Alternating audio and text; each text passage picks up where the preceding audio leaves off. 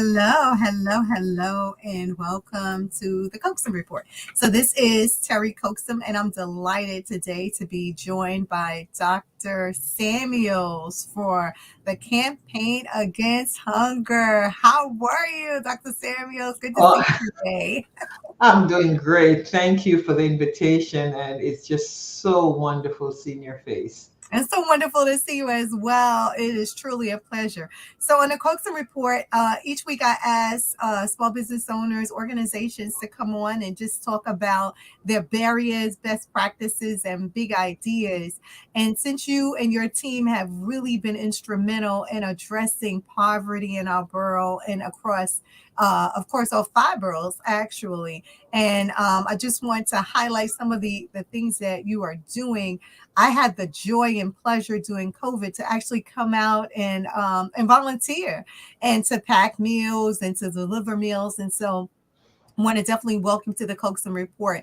So all of you that are listening, you can catch us on Fire TV, on Apple, on Roku. You can download that app on ourtv.network. And we're also, Dr. Samuels, will also being broadcast live on WSTX Bloomberg on the Wow. radio. So we're here, but we're also on the radio.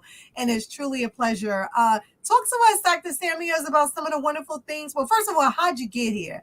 Like, how'd you get in this space that you're in right now, doing such a phenomenal job? Who is Dr. Melanie Samuels? Well, I am a migrant, came from Jamaica. Jamaica, Yeah, Jamaica. Jamaica, Jamaica. Yeah, man, came from Jamaica. Excited about coming to the United States. Came to the United States. Went to college. Went to different courses and different things that I did, but finally ended up in the financial district working with a financial company, doing extremely well. Look, my book of business looked excellent actually, based on my GM's report. And I one day heard simply a woman that had a disease in one of her hands, had four children, just had recently had twins, Oh, and wow. and that's it. I started packing bags just like any neighbor would to another neighbor, and drove all the way from New Jersey. I'd left Brooklyn, went all the way to Jersey because I thought, hey, Jersey might be the place I need to live with my kids. And then heard about her, found out it was not an isolated situation. What started Uh, out with one to five families, then I found out of my pocket I was doing 20 families. I asked wow. our my children's parent teachers association to help me to feed these families. And you know what, Terry, this is where we are now. We are presently the campaign against hunger feeding 14,000 families. Wow. Yes, Every week? every week, every week. Wow. Over 14 million nutritious meals have been distributed across 145 zip codes in our city. So Wow. that's what That's I've been up to. You know, don't ask me how I got here, just love and compassion, loving my neighbors, caring about families. And this is where I end up. As a matter of fact, when I told my boss I was leaving, he said, Melanie, what are you going to do? And I said, well, I'm gonna help poor families. He leaned back. He was laughing. He found it hilarious. You're gonna leave all this money on the table. He said to go do that. And I said, yeah, you know, your heart was in the right place, and you that's it. understood that that was the need. And that's why I invited you on today, because I want to talk a little bit more about the need now for a campaign against hunger. I mean, you guys are doing a wonderful job. Like I said, I had the opportunity to volunteer and to help to give meals, and also to recommend different situations where individuals were in need of food, to recommend that they contact you guys, and you were instrumental. Everything is within dignity and with respect, and I just want to commend you for all of the great work you're doing. And so now you ended up in making a lot of money in this financial firm. Tell me, how'd you get there? So you come from Jamaica, and a little bit of a background story. I came from South Carolina, so I came to New York to save the world before bedtime. That was my goal. I'm gonna die empty. I'm gonna save the world before bedtime. And then I got here and I realized I needed to be saved first, right? So I had to get this education. I had to, create these networks, and the rest they say is history. So you came to New York from Jamaica, and you had an idea. This is the lands of the free and the brave. And they said, if I can make it in New York, I can make it anywhere. So here I am. I'm in New York, right? And Uh-huh. making this money. And then you saw that there was a need and you Yeah. decided to fill that gap. How many years ago was that? That's actually 26 years ago. Wow. Yeah, See, you glossed over it like it happened yesterday. I just want to make sure we're clear yeah, that's about 26 this years picture. ago. 26 years ago, you decided to make a difference, and here we are. And you know what's the funniest thing? I never saw it as a career or anything. It was never meant to be. I literally was not supposed to be sitting in this desk. I didn't want to. I was aspired otherwise. And I just found that when I left my job and I drove where the distribution should be, it was Friday at 4 p.m. What was, let me back up a little bit. Ironically, I would drive by the space on Fulton Street and I Hmm. would see seniors like early in the morning. And I'm saying, why are these sitting here Wow. waiting? The pantry is going to be open 4 p.m. and yet 9, 10 o'clock, the Wow. line were, yeah. So they were there. And so when I would come back, like get some break, and because I'm in sales and I would come back to the space, the line is even longer. And Wow. those who promised to volunteer weren't there. So I ended up rolling up my sleeve and That's right. started. And that was it. It broke my heart to see so many families in need, and they weren't being treated the way I think they should be. You want to do unto others as you'd like them to do unto you. Dignity is important. Food is a right. I want to make sure that they had what they needed. And the story was I wasn't doing a great job, to be honest with you, because I thought the idea was just give them something to eat. You know, I'm not thinking about health. I'm not thinking about the best way to make sure that families, the disease, the diabetes, the hypertension, the obesity is taken out. Those were never my thoughts. It was like oodles and noodles, get some cornflakes, get some whatever is cheap. I'm spending this money that I have and I'm trying to buy a food the cheapest way. And I realized cheap is So not the you're thinking about bulk. You were thinking more about bulk and yes. making sure that everyone got a little something as That's opposed to yeah. what the other, yeah, yeah, yeah, yeah. And that's important, right? Because you saw that there was a need and no one was filling this gap. And so you were in your pocket. You were doing this from the kindness of your heart. And the thing that, and that, and like you said, it wasn't a job. And that's the best part. The No, best part is it's not a job. no, It it's is it is really it is a labor of love when you're able to go out into the community and give back in a way that you do every single day when you show up. It really is truly a labor of yes. love. And then seeing those seniors, I mean, that breaks my heart to know that from 10 o'clock in the morning until 4 o'clock, they just waited in line so that they would be able to get something. And though at that point we weren't thinking about all of these other things, now we do. And what I can say, when we packed meals, we were packing fresh fruits and veggies, and we were packing. I mean, it was just some really good food. We were packing nuts. We were packing, beans. We were making sure the families were eating healthy meals. And see, but that's the thing, Dr. Melanie Samuels. You went from where you were and what you understood to being where you are now, right? So you in the beginning it was just about making sure everybody had something. Now it's making sure everybody had something, they're treated with dignity and respect, and it's a healthy alternative to That's it. anything else that's out there. And I want to again commend you on that. So now you're here. So now you understand that there are all these health things going on. So now what's your next step? You rolled up your sleeves, and so you're giving out these meals. You realize you got to go back to the cutting board and get healthier choices on the table, and what you did. How'd you get there? How'd you get to that place? I got to that place again because when you care about families and you care about your community, you want to do it dignified. You want to make sure that you look at in the food justice lens and you see that this is not isolated, not to one community, but it's across our nation, it's across our state, and it's across our city, and it's across our borough, right? All the boroughs. And so you want to do it right. So we have a lot of um, we have a lot of plans. We have strategically we have planned how to address some of the root causes of hunger Mhm. and how we can make sure that families don't wait in that long line.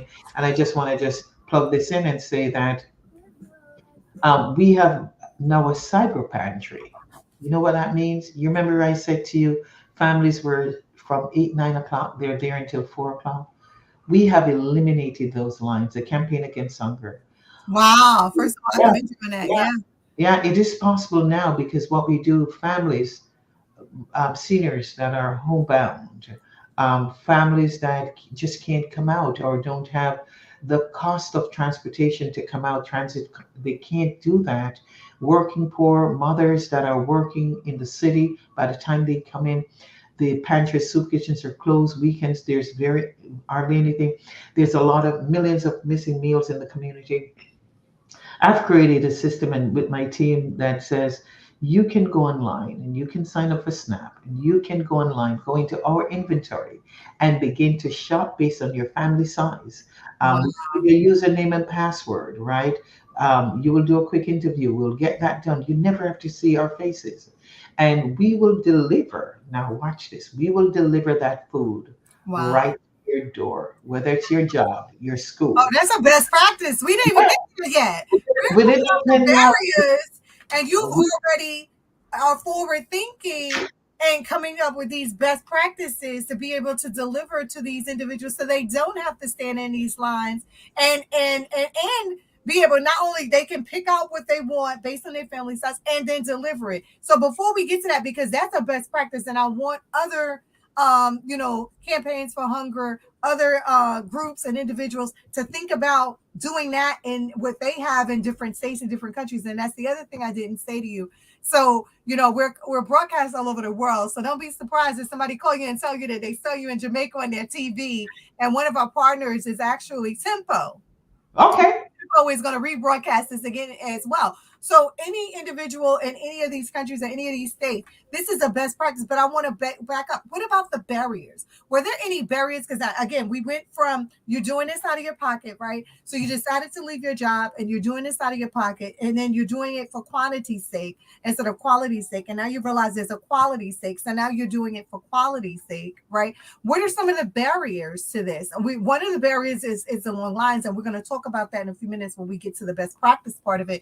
But what are some of the other barriers that you see in the work that you do? Because that I witnessed firsthand a lot of some of the a lot of barriers grew up because I covered these 62 counties that are New York now close to 20 years, and the same thing with the 21 counties in New Jersey, Puerto Rico, and the Virgin Islands, right? And I've seen a lot of barriers when it comes to food deserts in neighborhoods, when it comes to access to quality produce and vegetables, right?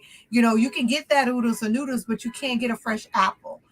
So these are some of the barriers that I saw in places like Syracuse and Rochester and Buffalo, right?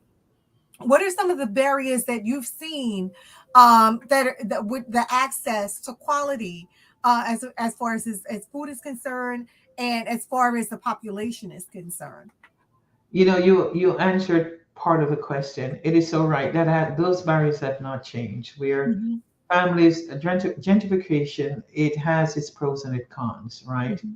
But when I live next door to a supermarket that I can't shop at, that's a barrier. Yeah. When it's too expensive, the farmers market that brings all these Mm, produce, leafy green vegetable that I need, but I can't access it.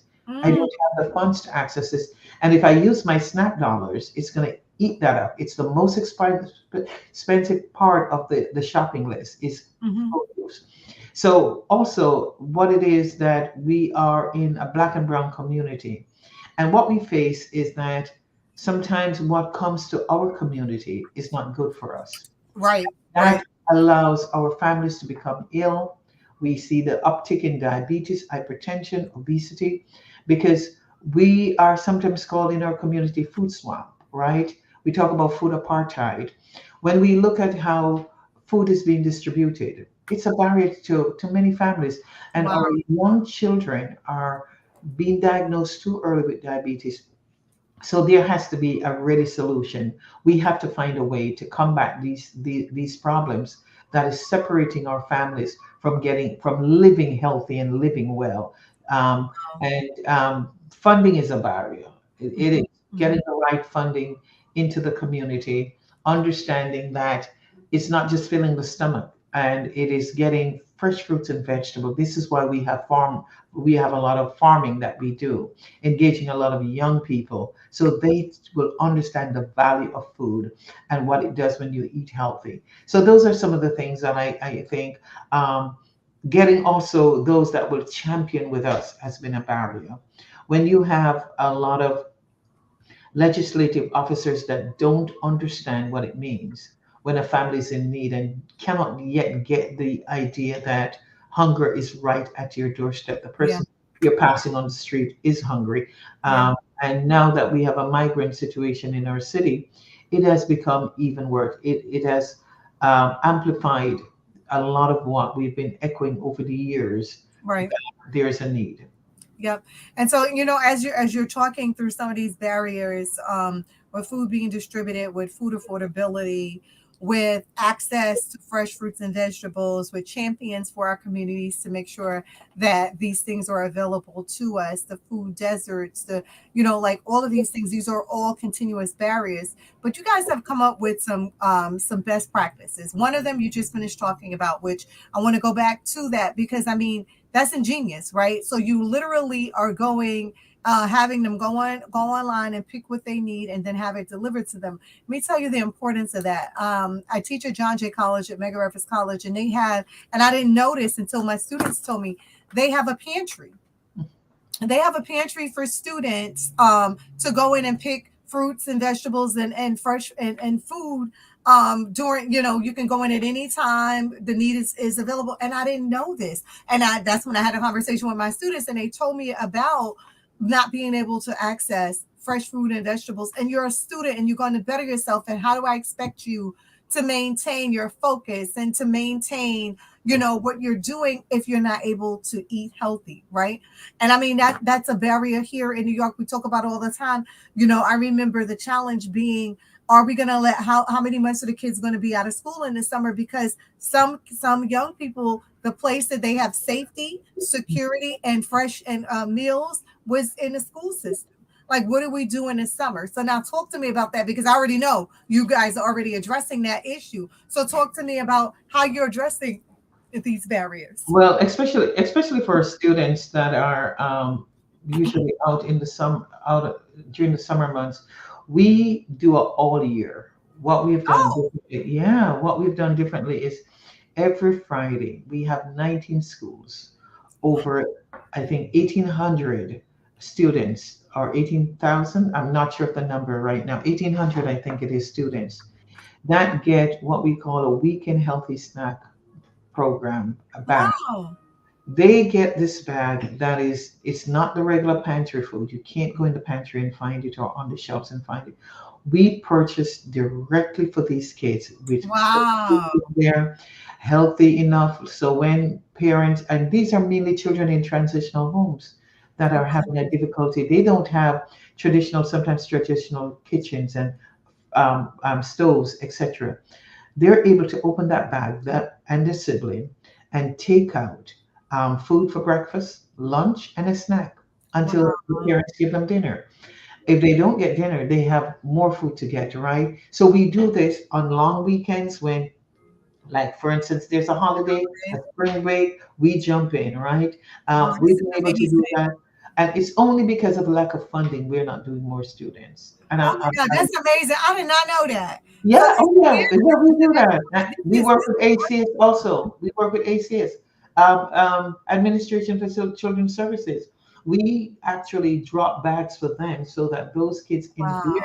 Yeah, so we work. So we all year round we're working with children So to you're make. addressing these barriers in the front ends of it. So Yes, firsthand, you're addressing these barriers. This is awesome. This is yes. awesome. So I've seen, and I like again, I've witnessed firsthand feeding of the seniors, feeding of the community, and you also have a program that you are feeding our young people. That is excellent because that's one of the main barriers. Making sure that our kids have healthy meals and they're able to focus, especially on the long weekends. So I want to commend you for that. So that's another best practice. So those that are listening, campaign for hunger, it's really addressing these issues firsthand. And I mean, I just want to really reiterate the need for the 19 schools that you guys are servicing on a weekly basis. And Mhm. especially if they have a long weekend or they have a spring break or they have a holiday, you're making sure that they have healthy meals. So I want to thank you so much for that, because that's how we're building healthy communities, by Yes. building our healthy children. Oh my God. Awesome. Awesome. So you talked about some of the best practices, right? So I want you to tell me a little bit more about some of the big ideas. Like, what are some of the other things that you're thinking about as we go into this next step? And I mean, we're like really rushing through this, but I'm so excited to have you on, number one, right? To talk about a lot of what you guys are doing at the Campaign for Hunger. And I want to back up for those of you that are just tuning in. Again, you can catch us on live on Amazon Fire TV. You can catch us on Android TV. You can catch us on Apple TV, on Roku. Download the app at ourtv.network. You can view us there as well live. And then, of course, we are partnering with Tempo. We partner with Tempo, so you can catch us on Tempo. So this is a Marketplace Coaxum Report. And I have a phenomenal, phenomenal woman this Women's History Month, as we're telling her story, right? We got Dr. Melanie Samuels that actually left her six-figure job and went into her pocket and started to give to community. She saw that there was a need for those that were hungry, and she started purchasing food and even traveling to New Jersey at some points and back to New York, just making sure individuals had food, right? And that turned into a lifelong passion 26 years ago. I'm still like floored by that, right? Yeah. 6 years ago, she had this idea, and then she looked at all these barriers. And so some of the barriers that Dr. Samuel spoke about was the food distribution. Like, how do you have a supermarket next door to your home and you can't even purchase food there because it's not affordable to you and you live in that community? Food deserts where there's no fresh fruit and vegetables. You can catch all the ramens you'd like, or you can get all the sweet, sugary snacks and processed food, but there is no fresh fruits and vegetables. So having access to fresh fruits and vegetables. Funding, there is some funding shortages, especially now we're looking at the migrant crisis and everything that's going on with that, and understanding that food is a right, right, Dr. Serious? Food is You a are correct. It is. food is a right. And then champions, getting those to champion for this need as the Campaign for Hunger has continued to push forward and to bridge this gap. And so Dr. Samuel spoke to us about best practices, literally having a cyber pantry, right? So Yes. having an opportunity for folks to sign up, get your username and password, going into this cyber pantry by your home size, so that's the size of your household, picking out the things you need, and then get this. Not only are you able to pick out what you need, you don't even have to come pick it up. She and her team are actually having the food delivered to you. And so that's a huge, huge best practice. And then I started talking about some of the disparities and inequity as it relates to the young people, and to find out that the Campaign for Hunger is even addressing those issues. And they're addressing them by all year, 19 schools are being serviced with, what do you call those backpacks? What are they? Fresh backpacks? What are Yes. The weekend healthy snack weekend healthy snacks, program. Yes. where they'll have a pack where they'll have healthy snacks, and for those that are not in a traditional home, where they can prepare the meals, it's already ready to eat, it's fresh, it's good food. And Dr. Samuels, when I think about this, I think about, I'm also an Eastern Star Eureka Grand chapter, and my daughter worked in a family shelter on St. John's. And one day she came home and she said to me, she said, Mom, do you know the individuals in the shelter, the family shelter, they have to make a decision for Thanksgiving or whether they're going to purchase that one meal, because macaroni and cheese is expensive. So am I going to use my benefits for that one meal, or am I going to have them for the whole year, for the whole month of November? And I said, you know what? They're not going to have to make that decision. And so I was able to partner with a lot of great, like you said, partnerships, right? Partner with a lot of great legislators, Assemblywoman Latrice Walker, Senator Kevin Parker, a part of my Eureka Grand chapter, Sunshine chapter number 34. They donate the turkeys, right? And even Chief Madry donated the turkeys, and then the chapter donate all the trimmings. So the Right. macaroni and cheese and the collard greens and the sweet potatoes and all the things that you would get in your Thanksgiving dinner, then we deliver it to the family shelters, to the women and the men in the family shelters, so they'll be able to make that meal on Thanksgiving without having to break the bank, so to speak. And so all of these are like awesome things that you guys are doing. These are great best practices. We're going to take a quick commercial break, Dr. Samuels, and we'll be right back to talk about all the great things that the campaign against hunger is doing to make sure that we have healthy communities. We'll be right back. I used to watch BET, MTV, VH1, now I watch Tempo. Soca, Calypso, Reggae Dancehall. Don't stall, better get tuned in to the Tempo. Don't have cable, they got an app. Go to your app store, download that. Whether it's tourism, cuisine, or the social scenes, if it ain't Tempo, it's a rap. Who got the Caribbean views? Tempo. It's the latest in Caribbean news. Tempo. You tryna cook Caribbean food? Tempo. You know they got the music videos too. Tempo. Who got the Caribbean views? Tempo. It's the latest in Caribbean news. Tempo. You tryna cook Caribbean food? Tempo. You know they got the music videos too. Tempo.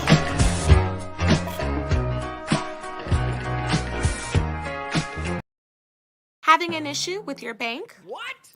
Did your credit card company close your account without warning? Did an online merchant refuse to send your purchase after they took your money? Know your rights as a consumer. Here's what you can do to file a complaint. As soon as you are aware of a problem, contact the customer service staff at your financial institution or merchant to make them aware of the issue. This is typically the fastest way to resolve your complaint. If that doesn't resolve the problem, you should reach out to the appropriate regulatory agency to file a complaint. The Federal Reserve Consumer Help Center experts and website can answer your questions about how to file a complaint against a bank or other institution. The FRCH website can also help you find the regulator for your financial institution. Depending on the type of institution you have a complaint against, the agency will differ. For complaints about federally insured state-chartered bank members of the Federal Reserve System, contact federalreserveconsumerhelp.gov. Specialists can direct you to the agency that regulates your institution, such as the Consumer Financial Protection Bureau, the Office of the Comptroller of the Currency, the Federal Deposit Insurance Corporation, the Federal Housing Finance Agency. The National Credit Union Administration would get complaints about credit unions. And for complaints about an online merchant, contact the Federal Trade Commission. The list of regulated entities these federal agencies oversee is also available at federalreserve.gov/consumercommunities/agency. For more information, For 10 years, the Survey of Household Economics and Decision-Making has tracked the economic well-being and financial conditions reported by U.S. adults and their families. The survey collects data on how people feel about their family's finances to help understand the effects of broader economic trends over time. Conducted in October 2022, the latest survey reveals that 73% of adults were doing at least okay financially, meaning they reported either doing okay or living comfortably. The share of adults doing at least okay financially in 2022 was down 5 percentage points from 2021 and was among the lowest observed since 2016.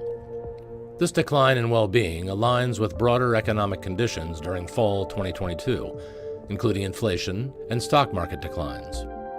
In economically challenging times, relatively small, unexpected expenses such as a car repair or a modest medical bill can be a hardship for many families. When faced with a hypothetical expense of $400, 63% of all adults in 2022 said they would have covered it exclusively using cash, savings, or a credit card paid off at the next statement, referred to altogether as cash or its equivalent.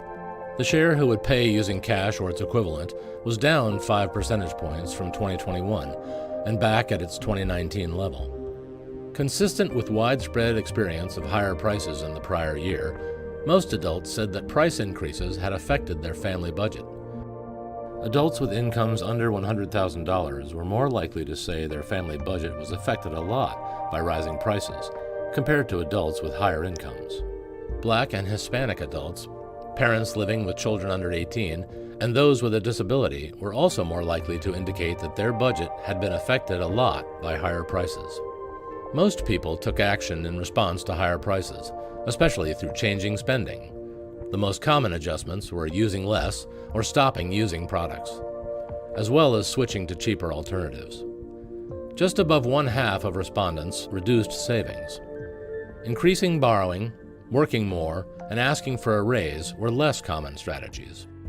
These survey findings provide insight into the wide range of financial opportunities and challenges facing U.S. families at the time of the survey. More information is available in the report on the economic well-being of U.S. households in 2022. To view or download this year's full report and downloadable survey data, visit federalreserve.gov/consumerscommunities/shed.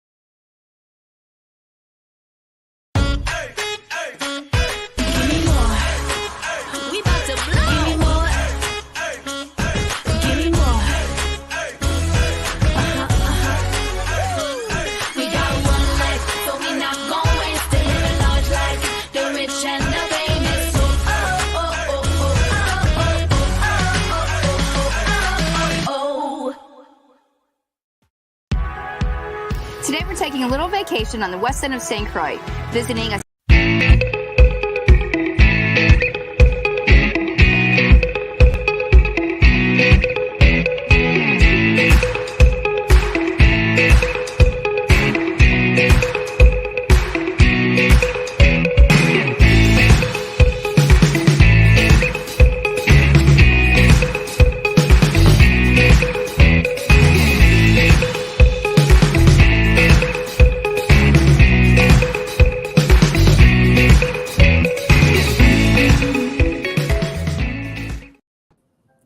Welcome back. Welcome back to the Coaxum Report. We are having a phenomenal conversation with Dr. Melanie Samuels. Wow, you've really given us a lot of great nuggets. I love this show for this reason, that we're able to come on and talk about barriers, best practices, and big ideas. And so, we ended with a few big ideas on what you guys are already doing, and just want to hear a little bit more about what the Campaign for Hunger is looking at as far as some of your best practices and big ideas that you're working on now. Thank you for the opportunity. It's been great, really great being here with you, Dr. Terry. It's been wonderful. I wanted to share some of our big ideas. Yes. Since we are 26-year-old organization, not a very large budget, but as I said before, serving over 14,000 families per week, and that's a good number. I look at the need of what we're facing when it comes to food justice in our city, and what we look at, what is affecting our city, and let's see if there's a solution. What can the Campaign Against Hunger and its 200 plus coalition members can do to make a difference? Because we're not standing on our own. We have over 200 coalition members across the city that we work with to ensure that this 14 million meals are served on an annual basis. The Campaign Against Hunger is looking to build out the first of its kind ecosystem food hub. What does all that mean? It's a community hub that will address, again, production of food when it comes to growing food, so hydroponics. It will address what we talk about, a larger refrigeration system, so 10 to 15,000 square feet of refrigeration system that would be in the building that we are presently looking at. And how would this work? We look at pantries and soup kitchens that have very small infrastructure, not able to hold frozen or fresh fruits and vegetables to distribute on time. We want to be that support team where we will care for them and deliver to them at the appointed time. So less waste on our streets, right? Because sometimes those black bags you see, garbage bags, or containers you see on the street is because many times it's food waste in there. So we Wow. look at food waste, and I want to bring in a biosystem that will, so we're looking at science here, that would bring us a zero waste. We're going to take food scraps and other food and waste and turn that into a liquid fertilizer that can, Wow. yeah, that can be used not only in our vehicles if we want it, but more so like to run small machinery, help to fertilize the soil again to produce more food. We also look at the culinary arts area that we're doing, and we're going to build out a commercial kitchen that will also be there for disaster. We have been through quite a lot of disasters in our city, but even on a common summer when some of the housing system, there's no water, there's no light, and these families are without food.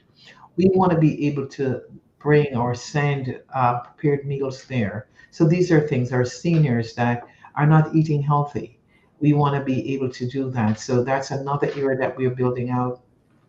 We also look at, like I said, the cyber pantry, just overall building out where families will be able to visit this facility. It will be a place of interaction for families, especially Wow. on weekends and schools.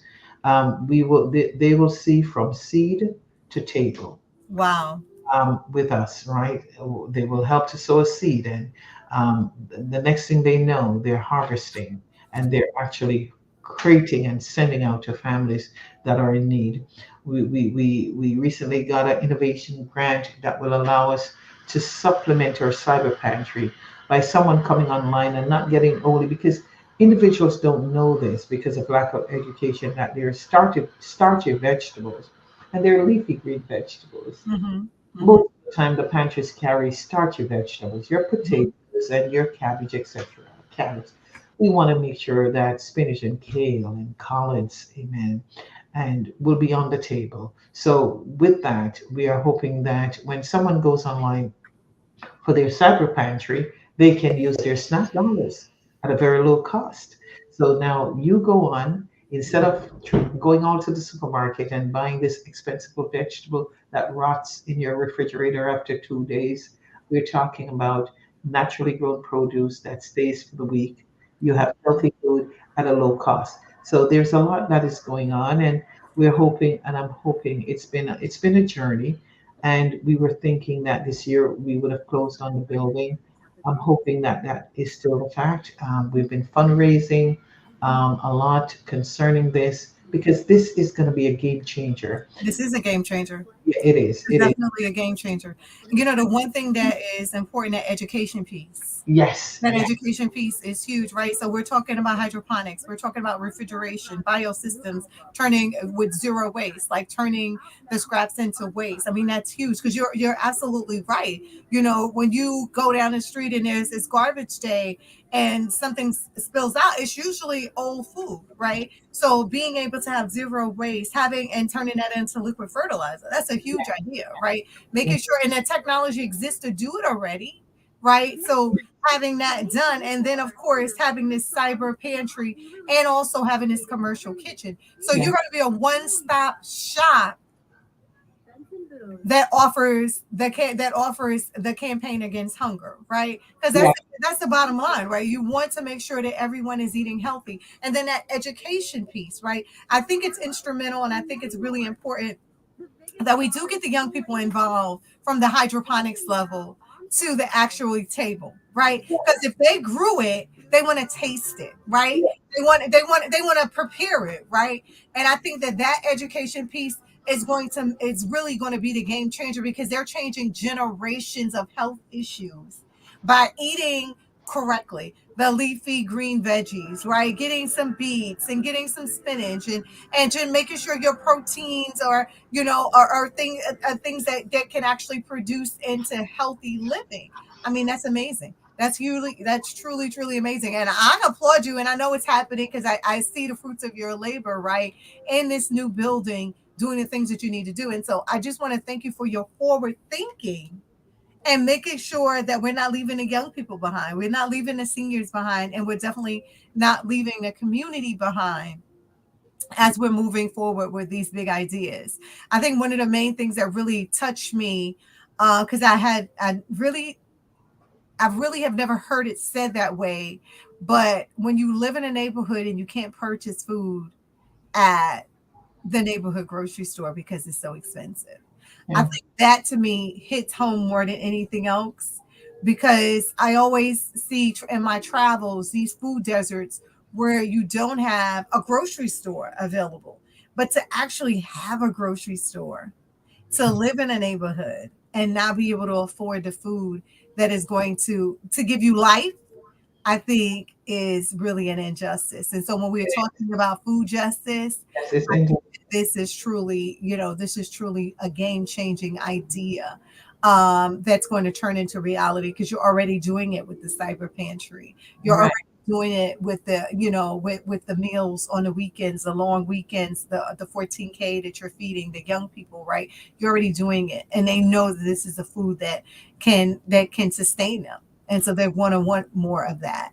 I would love to also see some kind of preparation where you have young people come in and have maybe a chef of the week come in and prepare once, once a month, or once every 6 months, but showing young people. Because I'm telling you, Dr. Melanie Samuels, it's a game changer for my baby. My baby wants chicken every day. Potatoes. I'm like, you cannot have chicken and potatoes, but what you can do is help me prepare dinner. I can prepare dinner. He's 5. He's like, well, I want this and I want that. And he's going to the refrigerator pulling all these things out.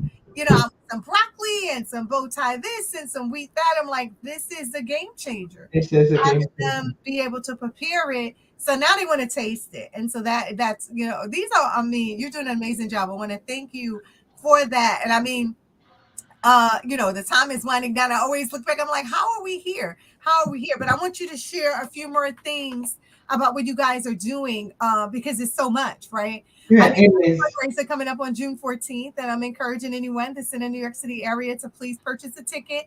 And if you can't purchase a ticket, please donate to the Campaign for Hunger, so that we can help stomp out hunger in our neighborhoods and make sure that there is no injustice in that space. So talk to me a little bit about, some of the other things that you guys are doing. I know you're doing the things with the young people, and I've seen it firsthand what you're doing with the community, preparation and deliveries of the food. What are some of the other things that are doing? Are you guys doing anything with the seniors?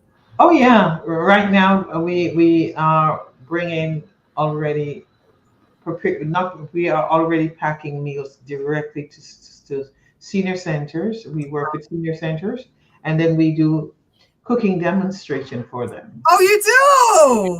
Yeah. So we do Nice. from Brooklyn all the way up. They're all the way up into Manhattan. We are helping senior centers. We receive a participatory grant, and from that grant, we're able to do that. So we're working with seniors. Not only that, we understand that seniors receive that FMNP voucher, Mm-hmm. and we have a fresh buys market. There are 4 of them, 4 fresh buys Right. market, and these are mobile trucks that goes through your neighborhood. You might see us coming in. We work with, let's say, Mega Evers. We've been there for years. We come in. It's a veggie voucher program. Wow. A There's veggie voucher. I didn't even know there was such a thing. There is a voucher program. We have sponsors. Let's say someone listening wants to sponsor 200 families to get fresh fruits and vegetables. Again, what our primary goal is to the food must cost less and must That's be right. healthy. Those are our goals, right? It must be available. Must be Yep. available. But it's just too hard. I had one electoral officer said to me maybe 2 3 years ago, I lost my mother from cancer, but one of the things that I recognize as a council member that in my neighborhood, there's no leafy green vegetables. I did not see it until my mom got sick, Right. right? So what we're trying to do, the campaign against hunger is trying to do is make sure that senior centers, we're there. The food is there for them. They can go in and they can purchase whatever they want at a very reasonable cost. As much as $5 can keep them for a week. $5 worth Wow. of fresh fruits and vegetables. $10 can keep a family of four for a week, depending on what they want. And Wow. also, we bear in mind culturally appropriate food. Callaloo. Ah! We not only grow callaloo, but we Oh put my callaloo. God, I love Yeah, it. freshly grown callaloo. It's one of our hottest sellers. We don't have enough. Wow. Eggs. We have chickens, about 100 chickens that lay for us, and we have fresh eggs for the families. So those are some of Wow. the things we also have in the Rockaways because we farm presently 2.5 acres of land. Started with a simple 2,000 square feet. They told me it could not be done. For years they said, Dr. Samuels, I'm sorry, you cannot grow food in the back of your building. I said, why not? They said, well, it's not done. It cannot. It's not possible. Well, I have news for you. I told them it was possible. I said, I'm from the Caribbean. Everybody grows food. Well, from that 2,000 square feet, we now have 2.5 acres of land. And we also Wow. have another 3 acres of land. Yes. Amazing. So Amazing. we'll have about 6 acres of land that we will be working on to ensure that families have leafy green vegetables. That's That great. again will help us to have lower costs to families, especially with rising costs, and families are struggling to pay their bills and Wow. wondering if they should pay Wow. their medical bills or keeping their lights on. We Wow. want to be there for them. That's food justice, right? Oh And my God, that's amazing. That is amazing. Okay. yeah, and another sweet A one. garden in New York City area. And what we're doing also is in Marlborough, Coney Island, we're building out a $60 million project. It's about to break ground. We've been working on it for 10 years. Wow. And it will be a greenhouse like never before. It will have aquaponics, hydroponics, the cyber market, benefit access. During the tax season like now, about $3 million of taxes is filtered back into our community. That's Well, right. we pay taxes for free for those. So those are some of the great things Wow. we're doing right here in Brooklyn and the other boroughs.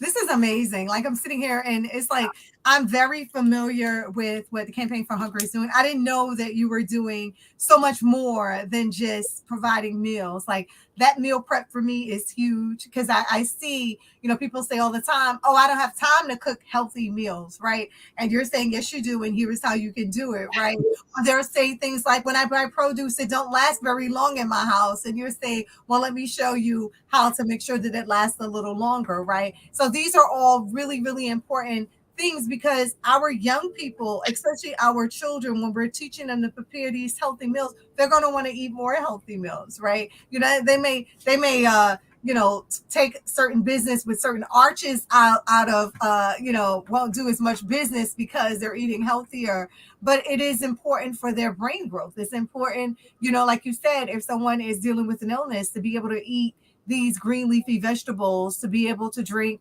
alkaline water, to just be able to stay hydrated, period, right? That's right. It's really, really important, and you guys are providing that. And I mean, $5 for a family, what?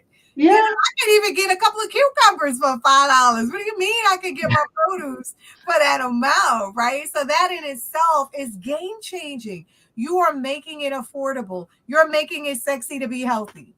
And Yeah. that's really, really important. And so I want to commend you on that. I mean, it's silly how time flies when we're having fun. But it's our time is actually up.